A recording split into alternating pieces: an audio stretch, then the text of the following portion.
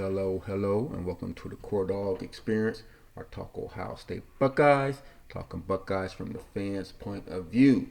So if you're feeling what you're hearing, please hit that like button. And if you enjoy Buckeye content in general, please subscribe. Help a brother grow this thing out. That said, let's get into it. Ohio State, Youngstown State, 35-7. I was hoping for the 40 points, but got that touchdown call back at the end. But I'll take it. 35-7. The team looked much better in several aspects of the game. And it's done. I don't need to see no more. I don't need to see no more. We got a QB1. We got a quarterback. Kyle McCord is the quarterback. He hasn't done nothing.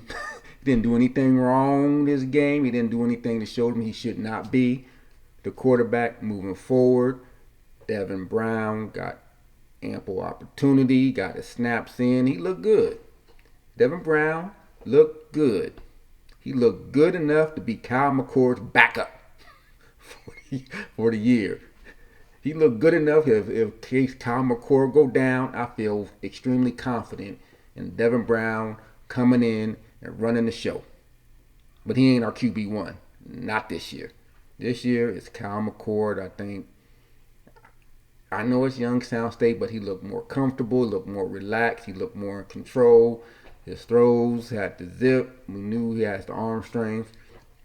And he looks like the QB1 for this team. The argument for Devin Brown was he's more of a dynamic runner. He has that run threat. Through the first two games, I know we didn't get to see a lot in the Indiana game, but he got to run some this game.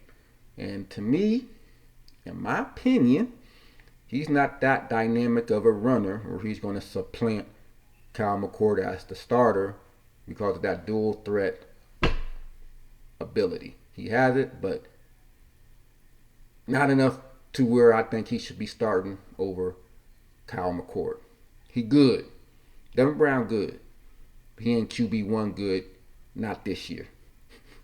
Unless something drastically happens throughout the next couple of games, I think heading into Notre Dame, Kyle McCord will be your starter.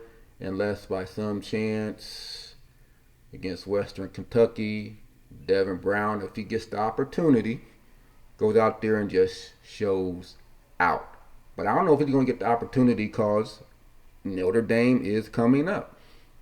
Now we got to get our QB1 ready. I do believe it's going to be Kyle McCord, and he should be getting the majority of the snaps. Hopefully it's a blowout by the second half, and Devin Brown can get in there and get some more reps in. But this is Kyle McCord's team. He has some good throws. We got our receivers involved again.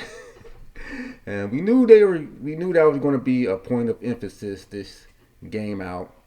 Get our receivers involved in this game more, as opposed to what happened last week. And McCord, he hooked up with Harrison on a couple occasions. Here's his second TD pass that he hooked up with Marvin. Per game, top 20 in the country. McCord, time, taking a chance, end zone, open, and it's caught, touchdown. Marvin Harrison Jr. Nice. That's Marvin Harrison right there. You have to make a little adjustment, but you expect your top flight receivers to help your quarterback here and there. And then, of course, McCord has some other good throws throughout the course of the game to show what he could do. And Marvin, 160 yards, 2 TDs, picked up where he left off last year. Took a game to pick it up, but he picked up where he left off last year. And of course, Ibuka got in the mix well. McCord had 3 TD passes. they stayed in bounds. And Marvin had 2. Ibuka had 1. Our tight ends, I said I love Cade Stover, but he should not be our leading receiver. I don't even know if he got looked at today. Ryan said, you better not throw it to the tight ends today. So I don't know. But G. Scott got in there. He got an important 4th down reception to keep one of our drives going. But I think Kyle McCord looked good. He looked good, but we ain't gonna do Devin wrong. We ain't gonna do Devin wrong. We ain't not gonna do Devin wrong. But let's take a look at some of the stuff here that Devin did while he was on the field. He got to do a little something here. Got to do a little something here. He had the nice long throw to Harrison that this is he had a nice long throw to Harrison.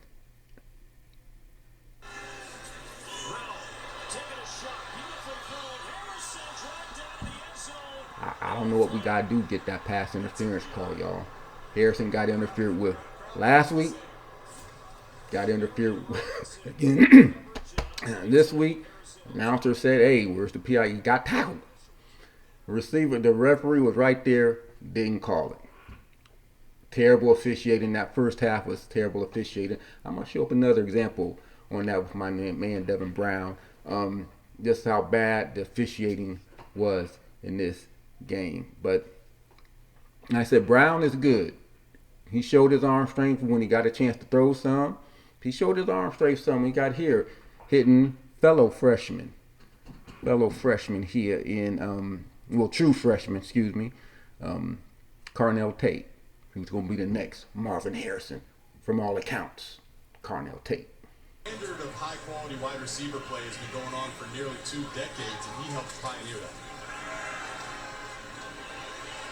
So again, looked in the pocket, looked like he looked through some of his progressions, made on the point throw to Carnell Tate.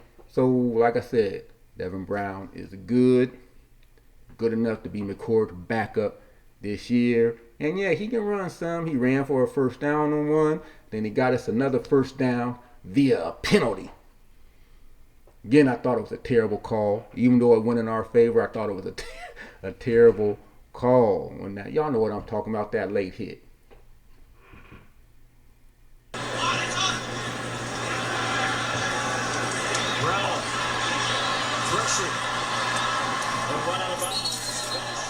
Did he touch him?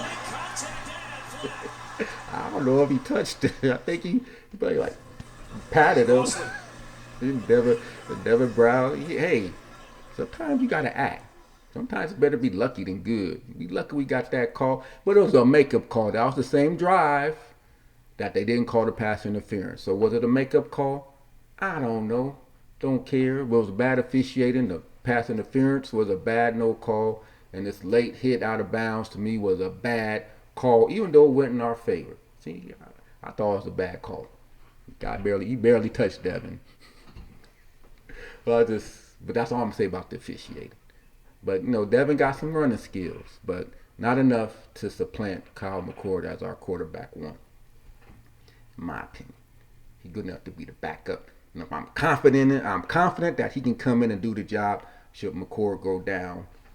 God forbid if he gets hurt or something. But if he does, I'll have all the confidence in the world that Devin Brown could come in and do the job. But Kyle McCord is our quarterback. I think we ought to just shut that down now. Another person that folks want to see the backups in for some reason is Trevion. People are still on Trevion Henderson, and they want Chip.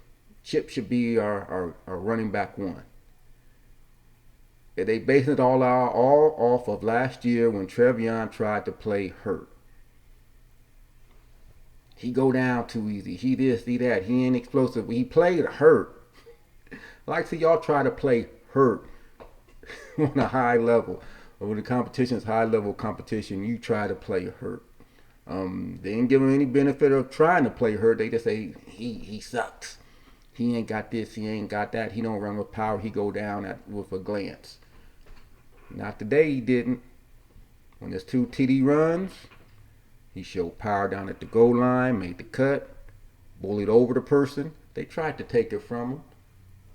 Again, part of that drive where the officials, they were just off a little bit. But, the replay overturned it, but it was a touchdown. But he showed power. Burst, power, ran over the guy at the goal line, stretched over and got the touchdown for his first touchdown. And then his second touchdown, which we're going to take a look at, he showed that burst, that explosiveness that we saw during his freshman campaign.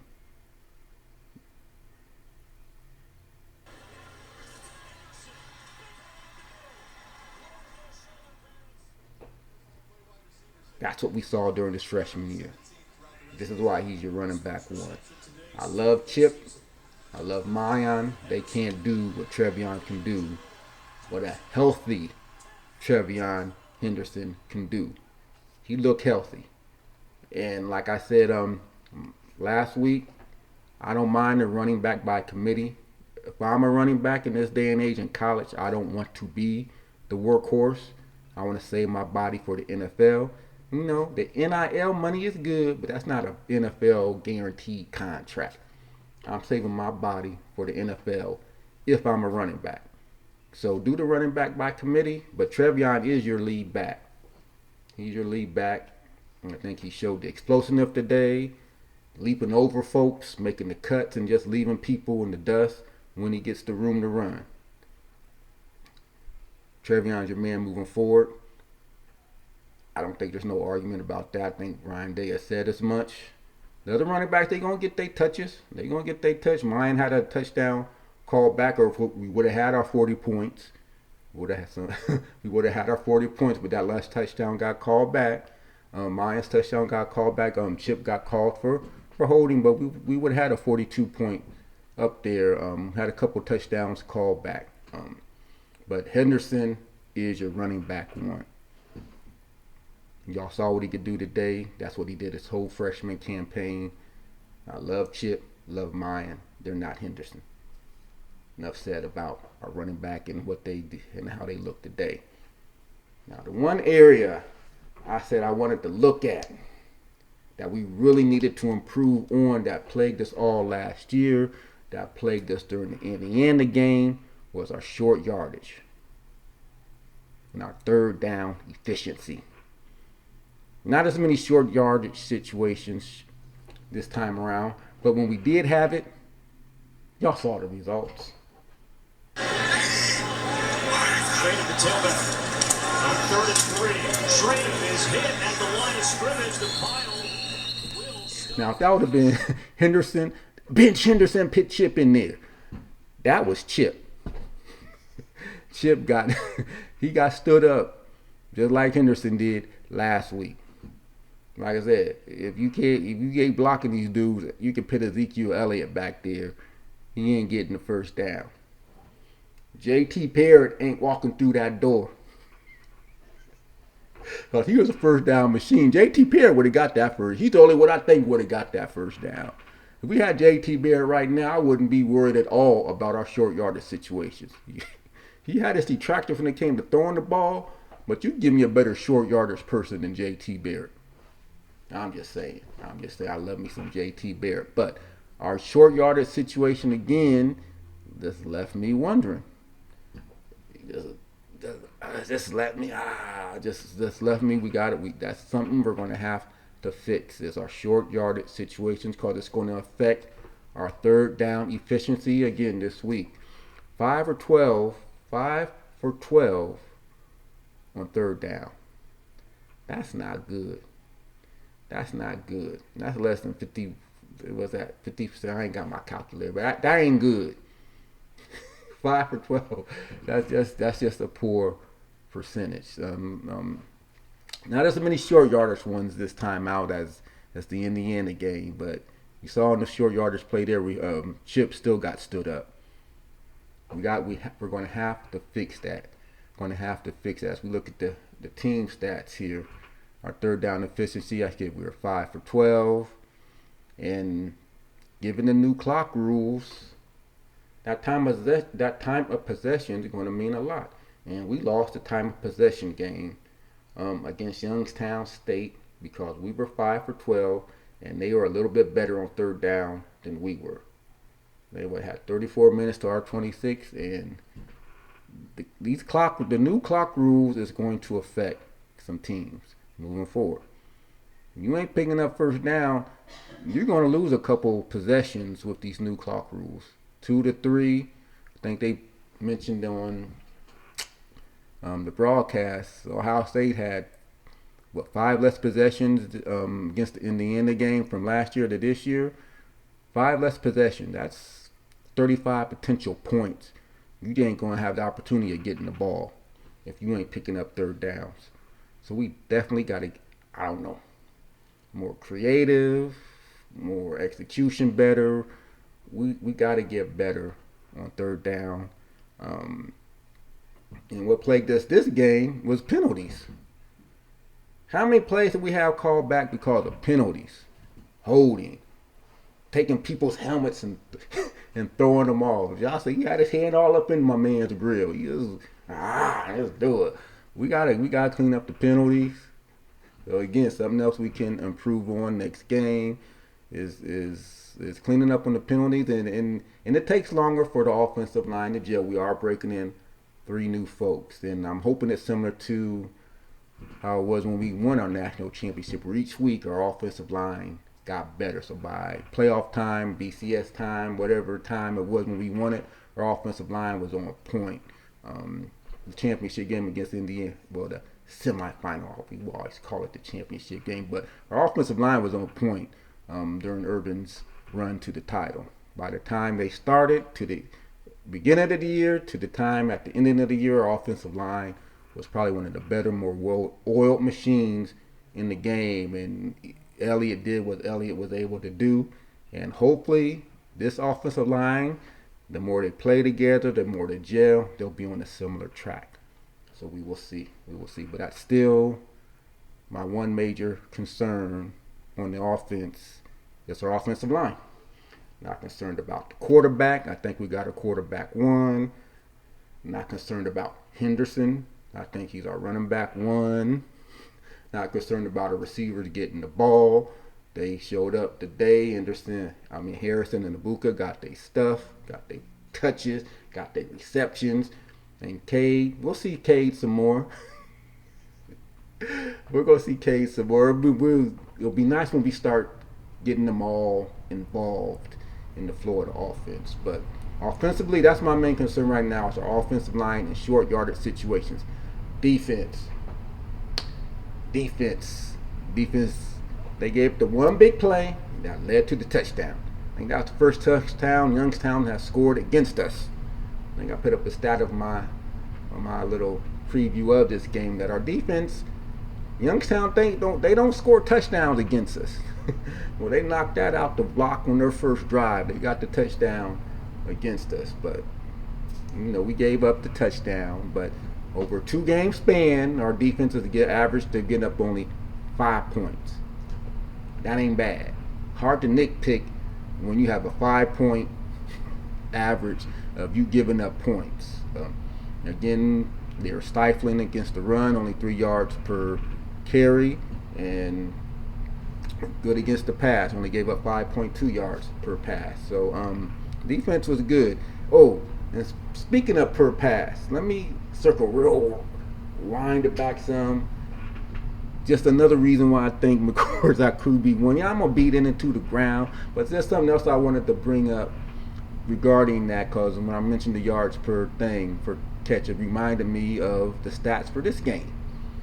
Yards per catch by our receivers and yards per completion. Let me back that up. Yards per completion, because that was the complaint about McCord against the NA game. He kept checking down. Again, his stats here in this game, he was 14 for 20, he had the 3 TDs, 0 picks, he had a QBR of 90, which is good, I think. But his yards per completion was 12.9 yards. So he was going down the field, he wasn't checking it down. Devin Brown, he had some good stats too. He's 7 for 13, and his yards per completion was 7.8 yards. So again, just to put some more out there on why I think McCord's our QB1. He went down the field like y'all wanted him to go down the field. Okay, I'm gonna put that to bed now. That's a stat I had written down here and I glossed over it, but I had to get that out there. McCord went down the field. Now back to the defense. They gave the one big play, but other than that, they held their opponents in check. Only 5.2 yards per completion that they gave up in the passing game, and only 3 yards per rush attempt that they gave up. My man here. My man here. My man here. Look.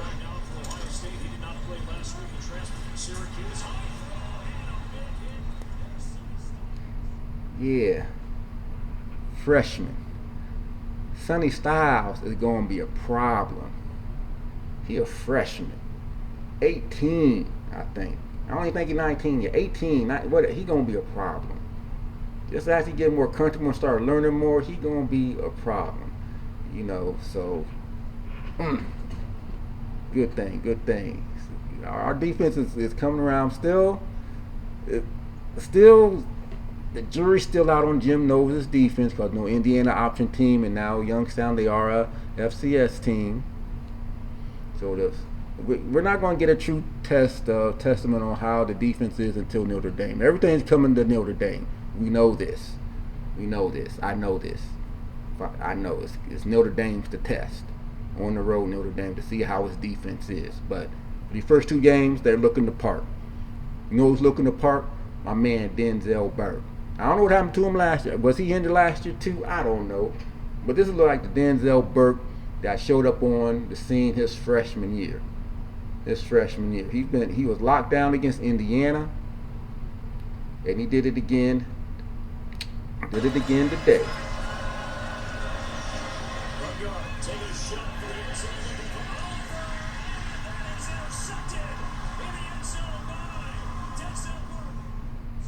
Now he came in, he did that after having to sit out a play. Our first interception by a corner since 2021. I heard they said that.